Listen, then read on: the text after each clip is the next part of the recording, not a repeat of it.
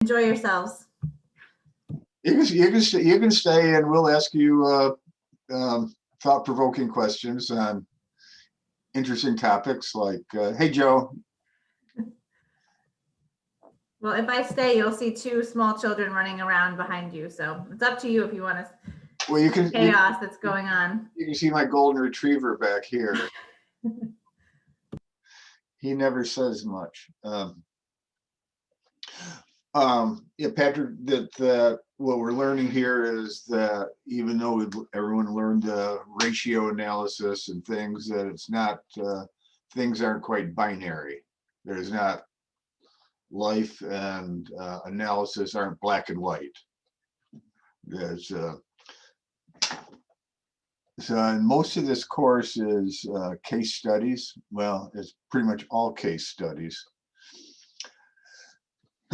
Pardon me, where a case study is a story, and there's some questions are posed, kind of to start the thinking and to guide the analysis. But there's with these, there's some answers that are more right than others, and some that are more wrong.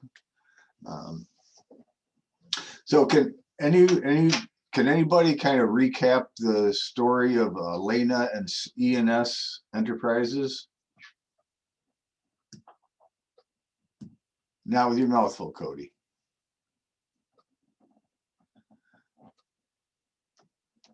Okay, don't all speak at once.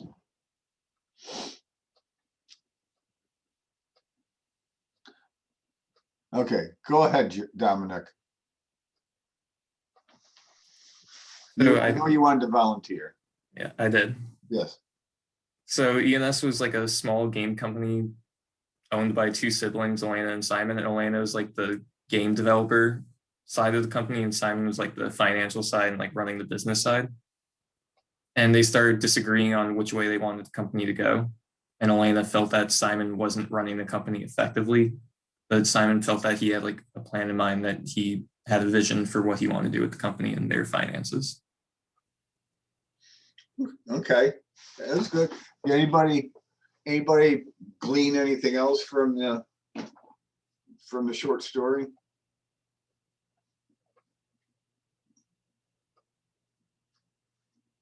What's the industry like, or the current economic conditions in the industry?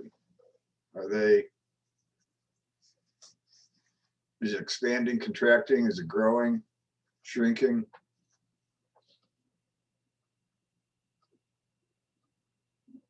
You're all frozen, by the way. I know that's a tough market to break into. Like it said that there's a lot of large competitors, and they're more of a smaller company. Yeah. So it's high competition and barriers of entry. What's the economic conditions like? Is this a good time in business, or the business cycle?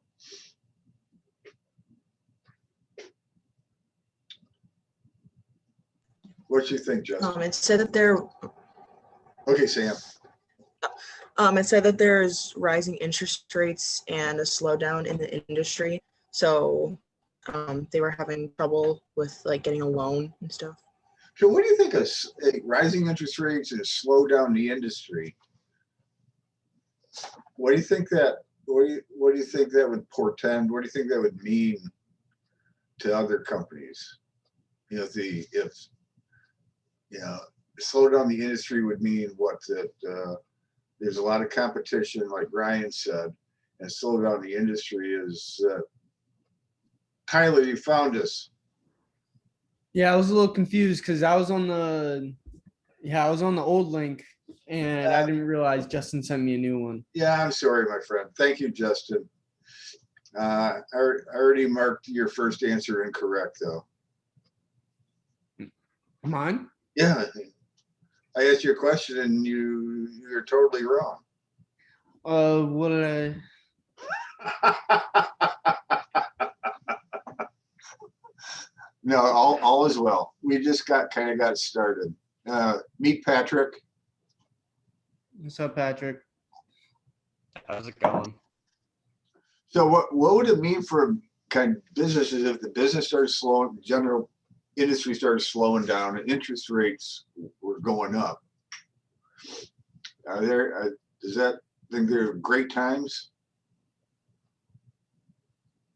to be in business, to start a business? What do you think, Rosa? No. Oh, wait. What did you say again? Is this a great time in that industry? Great time to be in business? Probably not. How come? I don't remember what you said. You said something about interest rates, but I wasn't listening. Thank you for that. Was anyone listening? Nice example for Patrick, by the way. But Nate Taylor, welcome aboard. Good to have you. Is this a full boat now? Yeah. So what's it mean when business slows down, Rosa, and interest rates are rising?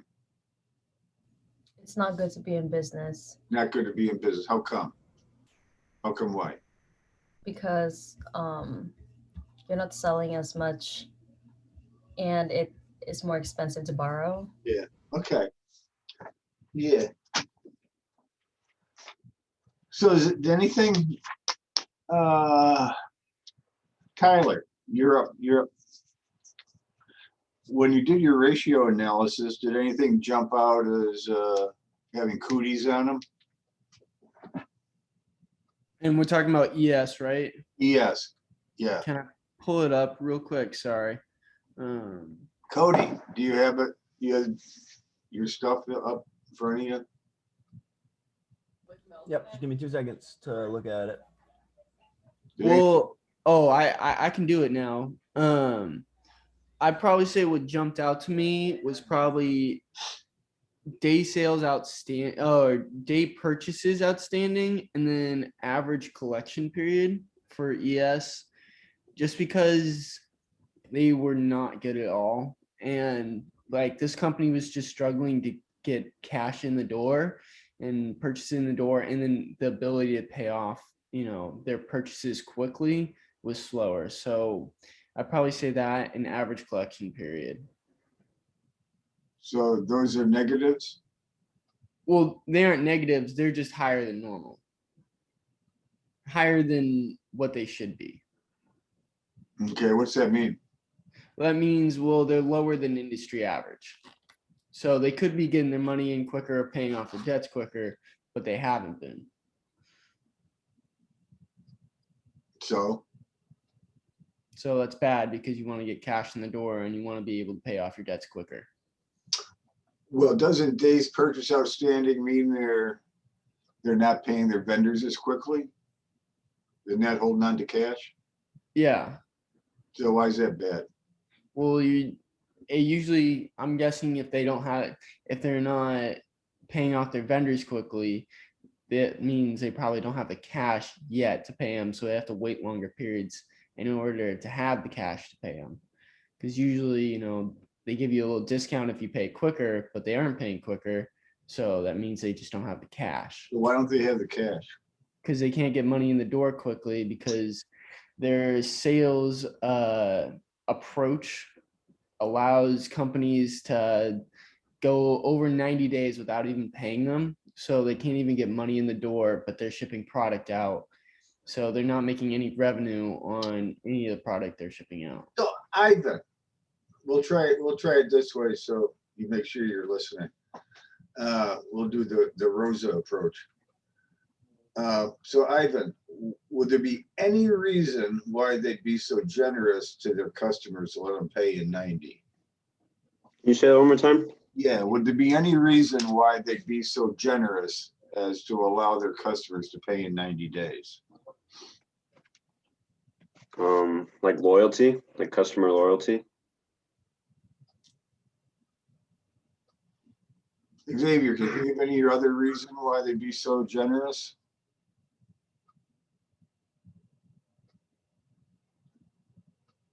Not that I can think of, no. Okay. Could it be that maybe they want to keep the customer if they put the screws to them? Could the customers go, I'll buy my stuff from somebody else? Okay, so Tyler, just to kind of recap, some things bothered you, but nothing jumped out as being a red alert or anything, right? I'd probably say those are red alerts just because, you know, you want to get cash in the door quickly. And those, I meant 90 days past due. So it wasn't credit terms in 90 days. It was 90 days past due. Okay, anybody do a cash conversion cycle on this?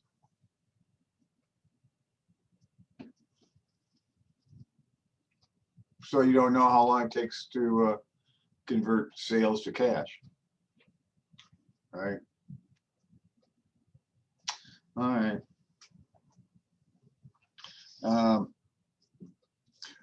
Is there any problem or what limitation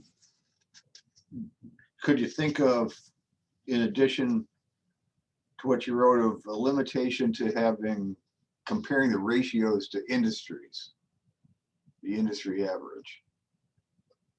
Any problem with that? What do you think, Nate? Are you just talking about like any ratio? Like Yeah, compared to others? yeah. Yeah, I mean, one thing that I noticed when I was doing it is their leverage ratios were well below industry averages, at least their debt ratio percent. Okay, what do you think what's that mean? What's that imply? So yeah, so if their debt ratio percent is less than the industry average, I think that means that like they're financed through less leverage, like less debt. Is that what that means? So I feel like that's, I don't know, is that a good thing or a bad thing? Like I don't know. I don't know either. What That's do you what I'm think? asking you. Well, I have no idea. I think it's probably it could be either one, couldn't it? I mean it could. Why could it be a bad thing? Maybe if it's maybe if it's a bad thing, like if they're using less debt, maybe they're less likely to, like maybe they're failing to like expand and grow. But if it's more debt, then maybe they're using more debt than they need to, which I don't know, maybe they can afford it. I don't know. I honestly have no idea. Hey, Justin, what's the problem of having too much debt? Too much debt? Yeah. I feel like if there's too much debt, you have well, at least from what I was gathering from the question, I know the only two ways to finance a company are equity and debt, and you want a good balance of equity and debt. If not, if you have like too little debt, for example, it puts a lot more stress and just kind of, I guess, just concern on the investors, and they get to take home less. And if you too much debt, then you have to worry about all the interest payments and making those payments and getting cash in the door. Sam, is there any other problem with having too much debt? Or No, I was, more debt, sorry. yeah, I was thinking the same thing that Justin just said, like primarily like it causes problems with the interest expense, but so it can be hard to pay back, and then you'd have to like eventually like there's only so much debt you can take out, and if you're like I don't know what it's called, but like basically like if you just keep taking out more debt and you can't pay any of it back, like your lenders or vendors aren't going to give you, they're not going to lend out any more money, so you just kind of get stuck. Well, as Rosa instructed us earlier, that this is a period of time where interest rates are increasing. So debt's getting expensive and perhaps harder to get. Is there any problem if they can't pay their debt? Is that cool?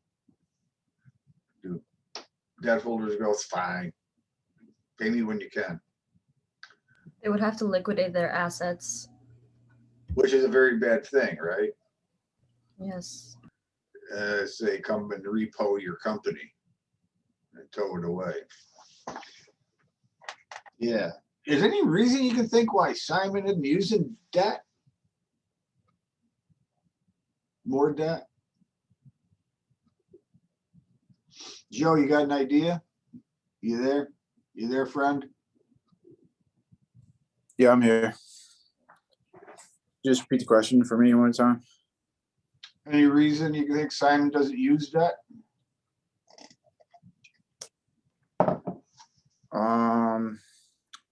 Maybe he knows that he can't pay it off. He doesn't have the liquidity to do that.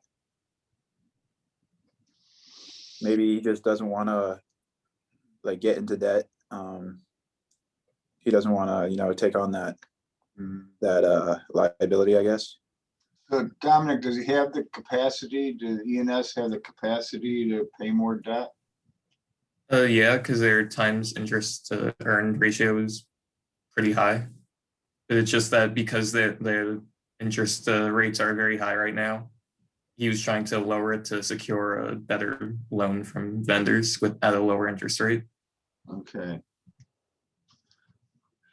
All right. Elena thinks that profitability has been hurt by leverage. Is that true? What y'all think?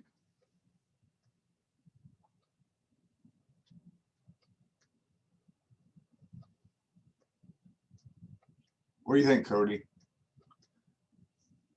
I think this is question 6.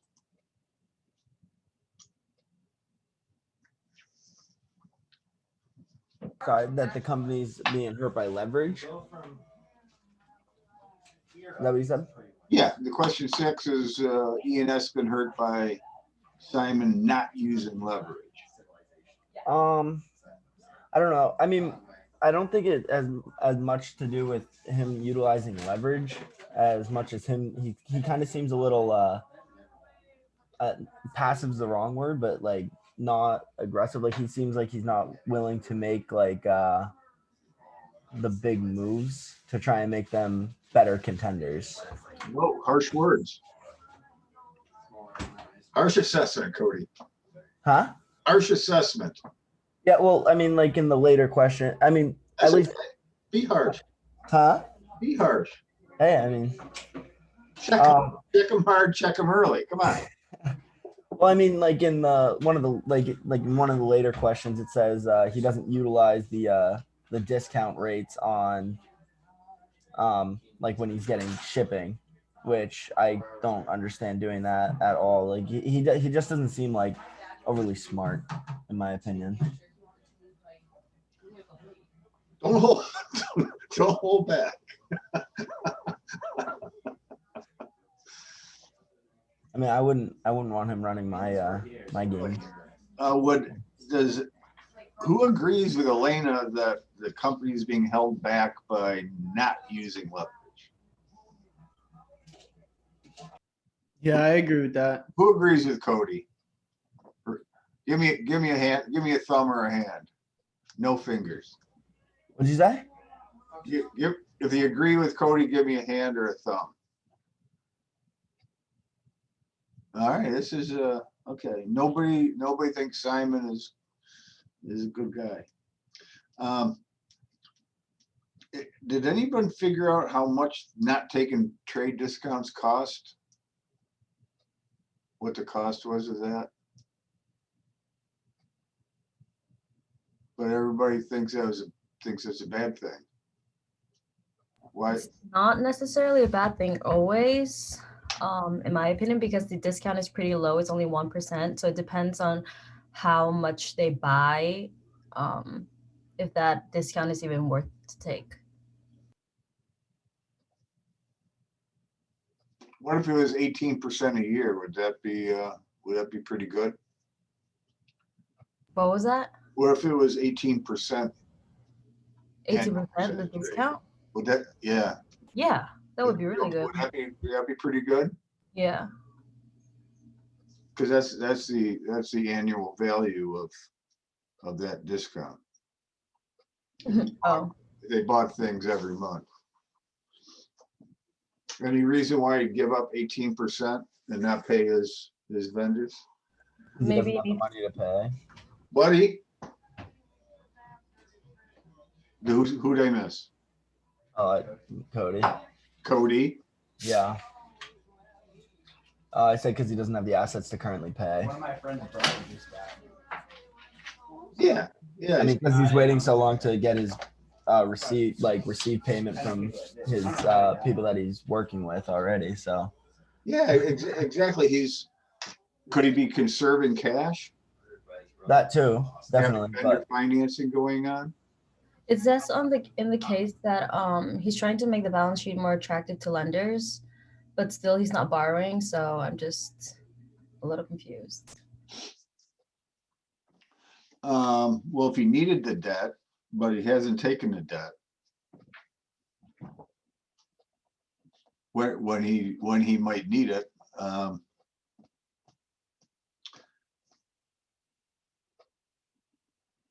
And number 9, Elena comes out swinging and says Simon is not managing the company effectively. Who thinks she's wrong? Nate does? I mean, somewhat. I don't think he's doing bad, but I think he could do a little better. Why do you think he's not doing bad? Well, because if you look at the sales and the net income every year annually, they gradually have increased every year.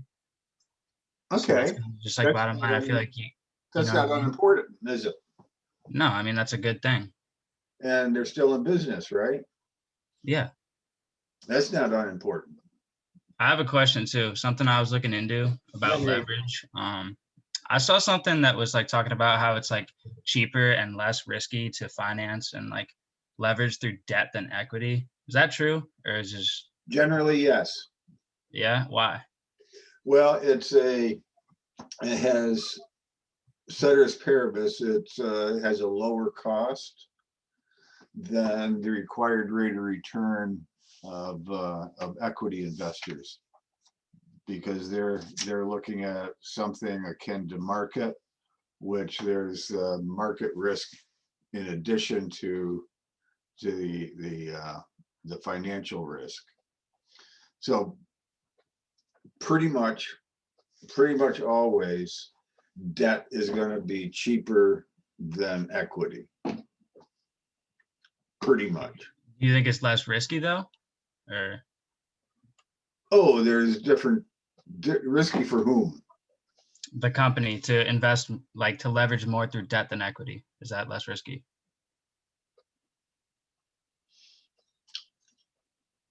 That would depend. Depends. Okay. It would depend on their capacity to pay back the debt. Okay. If they're running close to the red line, running close, then they risk not paying back the debt, and that's the real risk. All right. Of debt. And that's why the more money you borrow from lenders, the higher the incremental rate of that debt is. The next dollar gets more expensive because they look back and say, well, you've got a jillion dollars here in debt and you want $1,000,001. I got to get more interest rate for that. So the higher amount you borrow, the more expensive that debt is. All right. Sounds good. Conversely, or similarly, equity investors would look at the debt to equity ratio and go, well, that's creeping up. If borrowing more money, that's riskier. So the required rate for equity would go up also. So the average cost of debt gets bigger the more debt you have. Doesn't mean it's bad. That's how you can go out and get buy your Lamborghini, Nate. Sounds good. With a lot of debt. Or awesome. I mean, if you bought $120,000 car, would you finance as much as you could, or would you take money out of your piggy bank and buy it? I have no idea. I never thought about buying a car that much. Well, think about it for a minute. Yeah. If would you put all your money on the car, or would you finance as much as you could? What would you do, Patrick? I'd probably like try to save up more. You'd pay cash for it? Yeah, You wouldn't finance any? I wouldn't be able to pay like the whole 120K, obviously. So finance some, but like definitely try to save up more. Who, is that a pretend freeze or a real freeze? Or am I frozen? Just One was real. finance. All right. So does anybody think that that Elena is right, that Simon is doing not managing the company effectively? Who thinks she's right? Obviously me. Okay. Everybody, no, Ivan and Ryan, they didn't vote. They're holding up. Sam, why do you think Elena is right? Besides like the leverage stuff we were just talking about, there's another thing in the case that stood out to me. Hold on, I'm just trying to find it. It said that Simon keeps like shipping materials to retailers that are past due, and he like without kind of getting any kind of like confirmation that they are intending to pay. So I thought that was poor management on his part, because he's basically putting them at risk of losing, like not collecting on their receivables. So I Okay. thought that wasn't a Good good observation. idea. Rosa, did you vote yet? Yeah, I agree with Sam. I mean, I feel like he's not like doing terrible, but there's definitely room for improvement. Okay. The next question is the other side of the coin.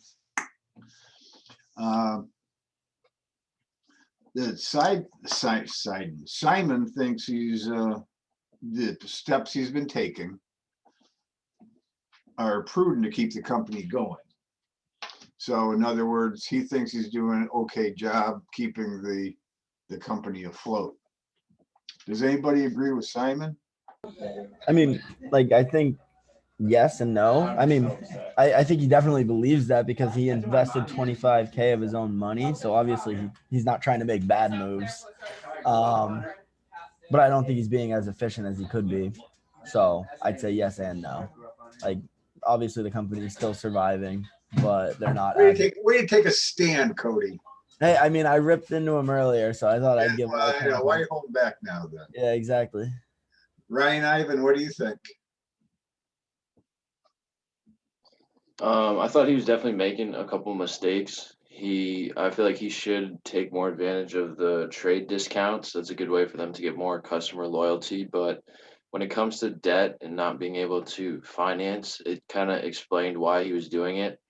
He was like paying off everything and making sure that he had enough equity to pay for it so that he could get a loan and expand the business even more, which was another reason why I thought that his kind of morals were in the right place and he was headed in the right direction, but he definitely has a few places to improve on. Okie dokie. Everybody, Joe, Justin, did you vote? Did you get a? I'm pretty much the same. I think, like everyone's been saying, he's doing some good things, but also there's some things that can definitely improve, and he can kind of take more of a action stance on make things happen. But I don't think he's doing terrible, but there's definitely ways to improve. So looking at the Dupont decomposition, it looks at net margin, total asset turnover, and equity multiplier.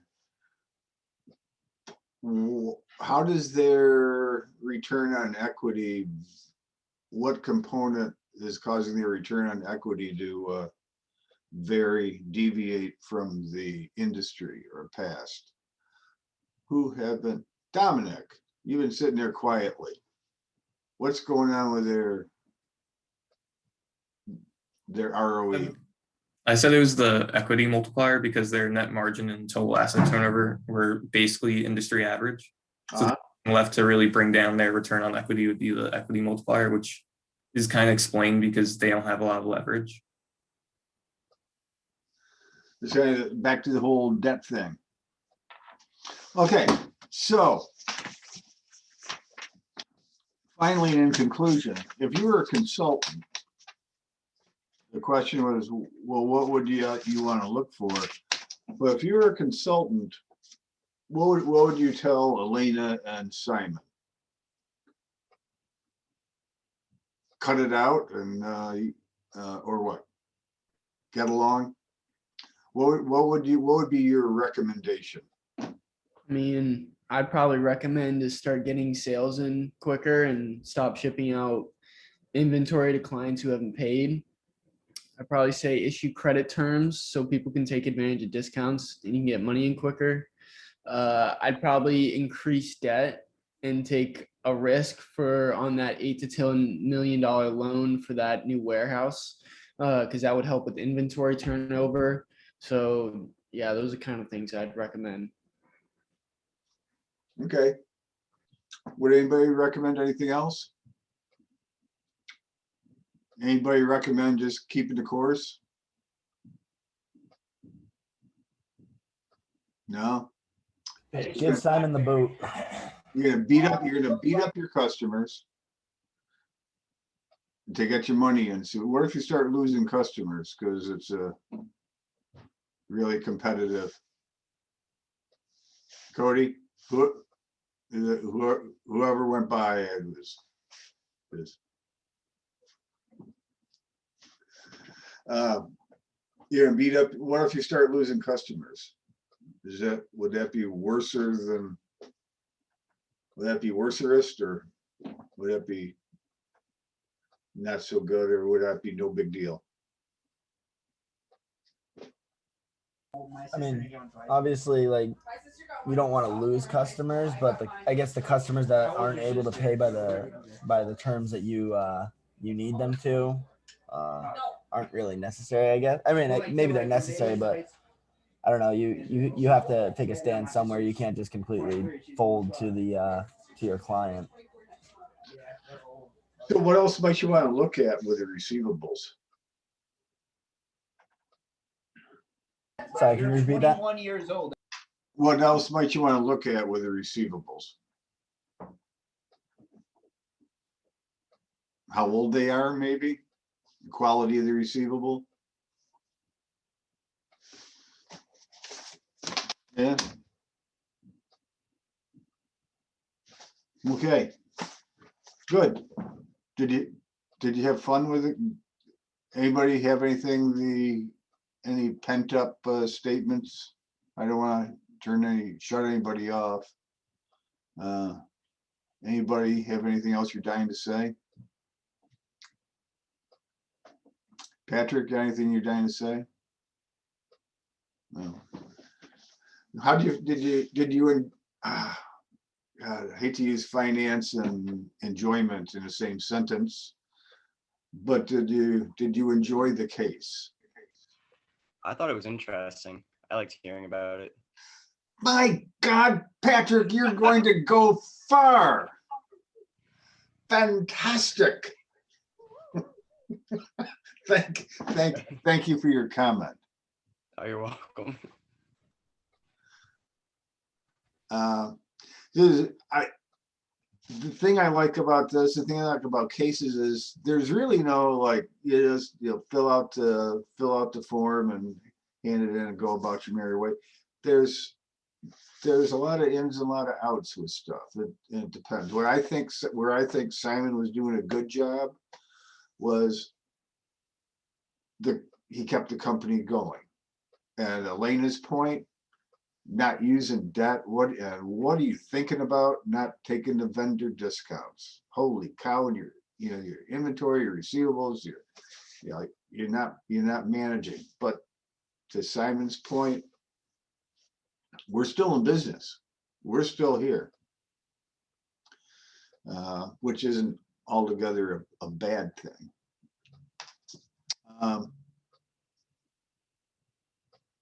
So Rosa, what time is this class over?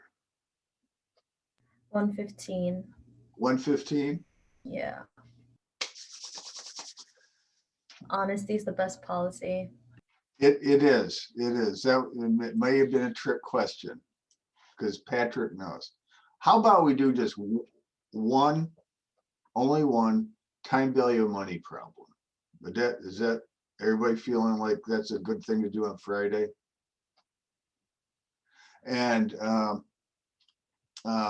Joe and I were talking. You still there, Joe?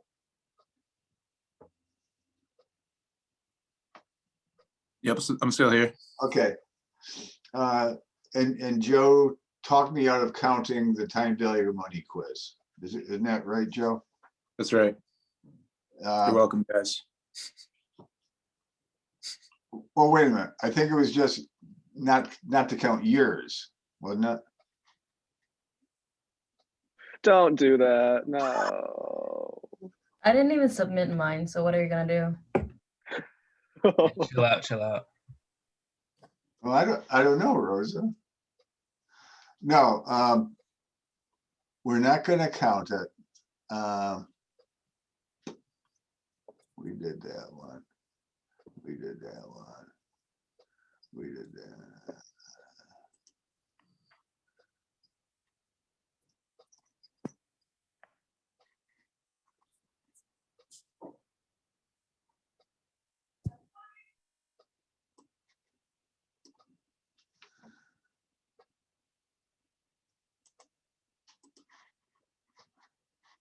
Hang right on.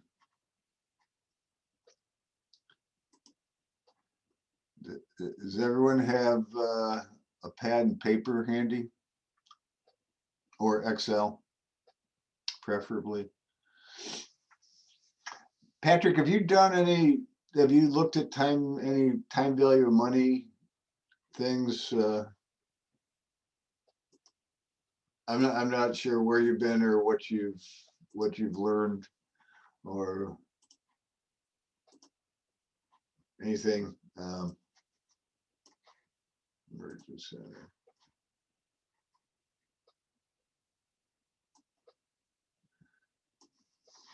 But the premise, where's my premise on time value of money is that $1 today is worth more than $1 tomorrow. And Patrick hung up. That $1 today is worth more than $1 tomorrow. Or if you're going to receive $1 tomorrow, it needs to be more than today. So,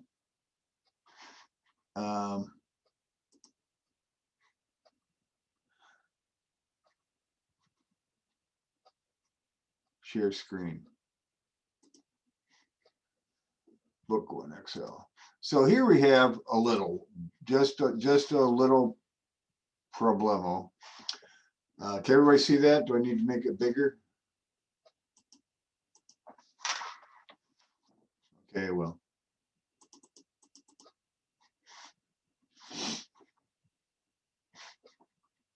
And I won't read it, but I don't know why I always feel like I need to read it because you guys are able to read and everything.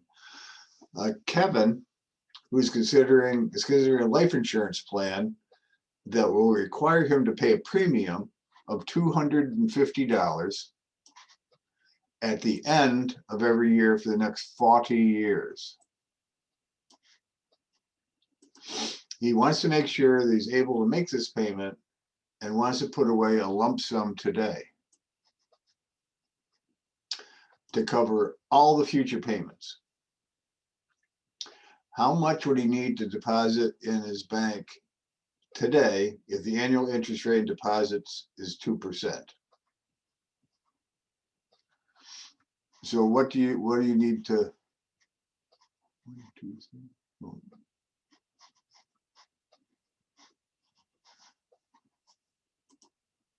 Okay, first,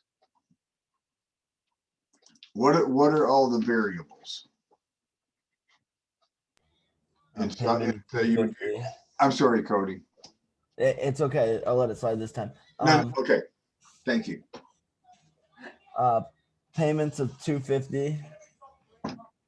Okay, well, first, just because I don't remember. What are all the different variables you might use in a time value of money problem?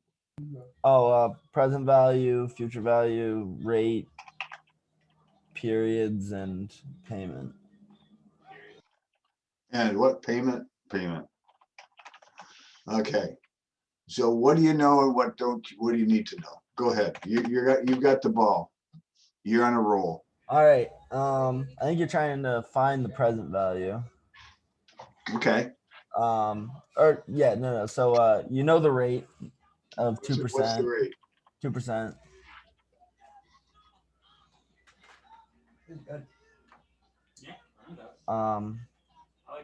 Why do I get a lag on Excel whenever I'm on Zoom? What, anybody know that? Okay, 2%. Number of periods is 40. And the payment is 250.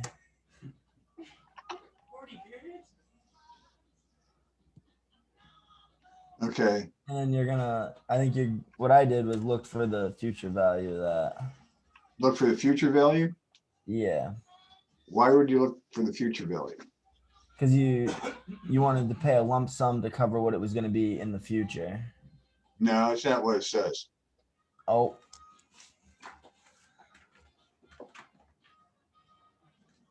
All right. You did great. Okay, Justin's gonna pick it up from there. I did present value. You find the present value? That's what I did. Okay, what about the future value? I don't know. It said how much you need to deposit in his bank account for the annual interest rate. So I just said PV, thinking it was in the present. So you do the present value thing, present value function, 2%, more periods, 40.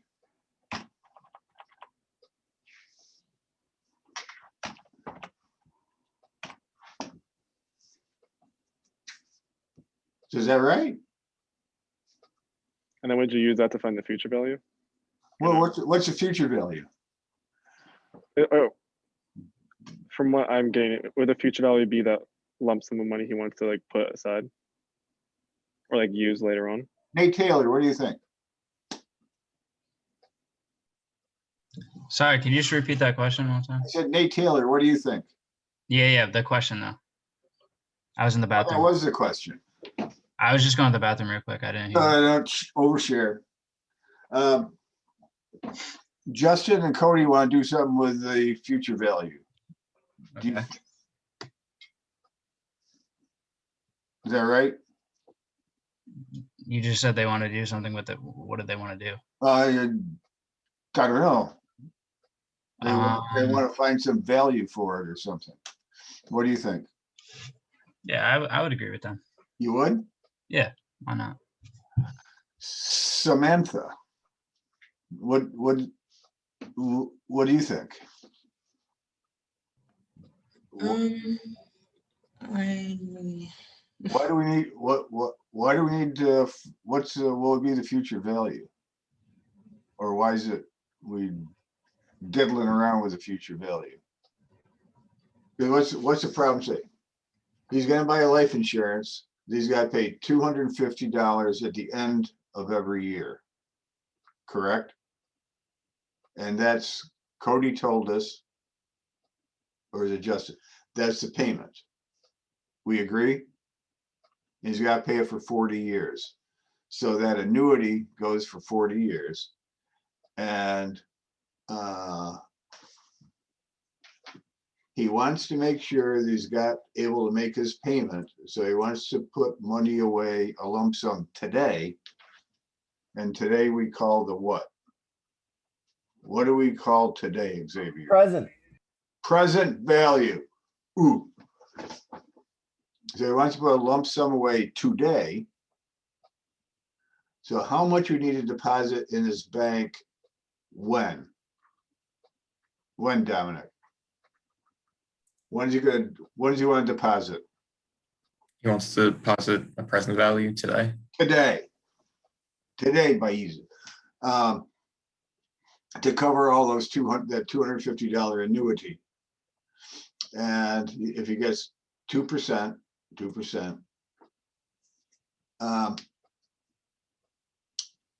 so what do you want to find out? Rosa, what do you want to find out? How much he needs to deposit? When?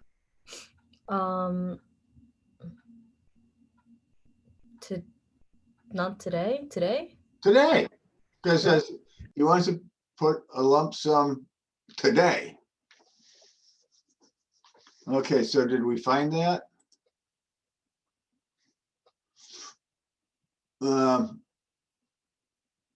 So what's the future value? Is there a future value? Ryan, Ivan? No, there's not. What do you mean? You're asking if there's a future value for it? Yeah. No, because he's putting away all the money that that's gonna cover for the next 40 years right now. Yeah, zero. There is no future value. His life insurance will end at the end of 40 years. And 2%, so he wants to put all the money in today. The future value has no bearing on this problem. Right? Want to do one more? Patrick says, yeah. Okay, Patrick. We did that one. We did that.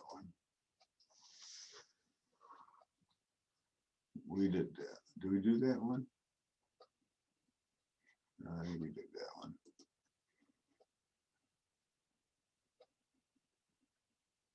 We did that one. All right.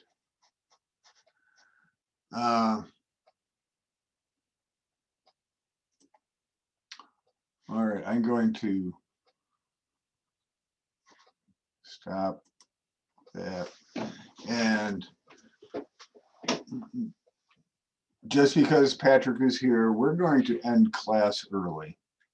I want to give him the exact wrong idea about how classes are at Springfield College. Unless anyone has any questions or comments or concerns or complaints. Is there homework this weekend? I'm going to say no. Cool. Yeah, I think not. Unless you want some. I'm perfectly fine without it. Okay, I'm here to make you happy. I'm here to make you happy, Justin. I'm gonna speak for the entire class on that one too. Well, thank you. Everyone else is such shy and retiring folk. Patrick, thank you very much for joining us. Do you have any questions? No, I don't really think so. I'm sorry? I don't think I have any questions. Because we have some of the most brilliant and experienced folks on campus that because Patrick's been accepted. If you have any questions, these are folks who will give you the unvarnished truth. They won't shine, they won't blow smoke anywhere. No? Wait a minute, I'm gonna stop the recording then.